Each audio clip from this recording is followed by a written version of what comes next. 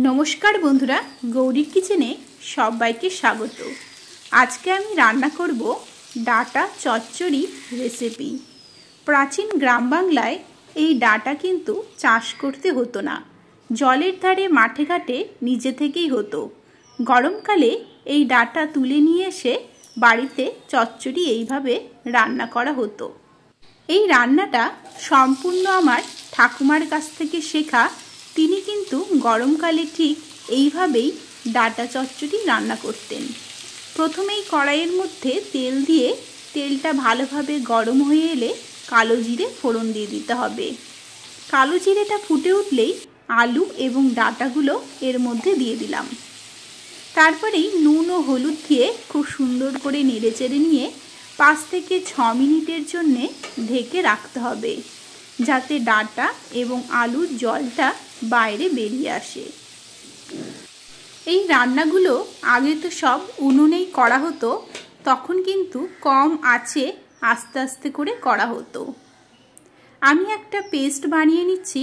তার জন্য মিক্সিং বোলের মধ্যে হাফ টিস্পুন গোটা জিরে, 4-5টা শুকনো লঙ্কা, হাফ ইঞ্চি মতো আদা, তার সাথে 1 টিস্পুনের মতো সর্ষে, এগুলোকে প্রথমে শুকনো অবস্থায় গুঁড়ো করে নিয়ে তারপরে সামান্য পরিমাণে জল দিয়ে আবারও মিহি করে একটা পেস্ট বানিয়ে নেব। আপনারা কিন্তু শিলপাটাতে বেটে নিতে পারেন। আগেকার সব রান্নাগুলো শিলপাটাতেই বেটে বেটে খুব সুন্দর করে কিন্তু করা হতো, তবে এখন সময়ের অভাবে শিলপাটাতে বেটে রান্না করাটা কিন্তু অনেকটাই কমে গিয়েছে। এদিকে দেখুন ডাটা এবং আলুটা প্রায় 50% মতো সেদ্ধ হয়ে গিয়েছে।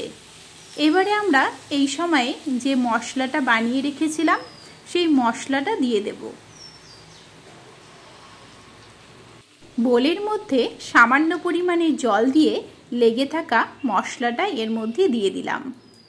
এবারে এগুলোকে ভালোভাবে নেড়েচেড়ে নিয়ে 4 থেকে 5 মিনিটের জন্য কষিয়ে নেব, যাতে ডাটার ভিতরে মশলাটা ভালোভাবে ঢুকে যায়, ডাটাটা জলসা জলসা খেতে যেন না লাগে। তবে আমি এখানে যা পরিমাণ ব্যবহার করেছি সেই অনুযায়ী মশলাগুলো দিয়েছি।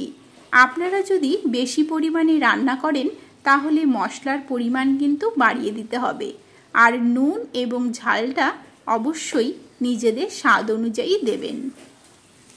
এদিকে দেখুন মশলাগুলো খুব সুন্দর করে কষানো হয়ে গিয়েছে, একদম গা মাখো মাখো হয়ে এসেছে। এবারে আমরা এর মধ্যে দিয়ে দেব প্রায় 200 গ্রামের মতো কুমড়ো। কুমড়োটাকেও খুব সুন্দর করে নেড়েচেড়ে নিয়ে 2 থেকে 3 মিনিটের জন্য কষিয়ে নেব। এখানে আপনারা কুমড়োর পরিবর্তে পটলটাও ব্যবহার করতে পারেন। কষানো হয়ে গেলে গ্রেভির জন্যে এখানে দিয়ে দিচ্ছি সামান্য পরিমাণে জল। এবারে এগুলোকে একটু নেড়েচেড়ে নিয়ে গ্রেভিটাকে সুন্দর করে ফুটিয়ে নেব। গ্রেভি ফুটে উঠলেই এখানে ভালোভাবে চেক করে নিতে হবে যে আলু, ডাটা, কুমড়ো সব কিছু সেদ্ধ হয়েছে কিনা। এবারে আমি এর মধ্যে স্বাদ অনুযায়ী দিয়ে দিচ্ছি আরও কিছুটা নুন, তার সাথে দিয়ে দেব খুবই সামান্য পরিমাণে চিনি। এবারে এগুলোকে একটু নেড়েচেড়ে নিয়ে মিশিয়ে নিলেই একদম কিন্তু রেডি হয়ে গেল আমাদের এই ডাটা চচ্চড়ি। আপনারা গরম গরম ভাতের সাথে যেরকম খেতে পারবেন তেমনি কিন্তু রুটির সাথে খেতেও খুবই ভালো লাগবে। তাহলে আজকের এই সম্পূর্ণ নিরামিষ পদটি আপনাদের কেমন লেগেছে আমাকে অবশ্যই কমেন্ট করে জানাবেন। ভালো লাগলে আমার চ্যানেলটিকে সাবস্ক্রাইব করে নেবেন, লাইক ও শেয়ার করবেন। আজকের মতো এখানেই শেষ করছি। দেখা হবে নেক্সট রেসিপি নিয়ে। ভালো থাকবেন, ভালো রাখবেন, ভালো ভালো খাবেন। নমস্কার।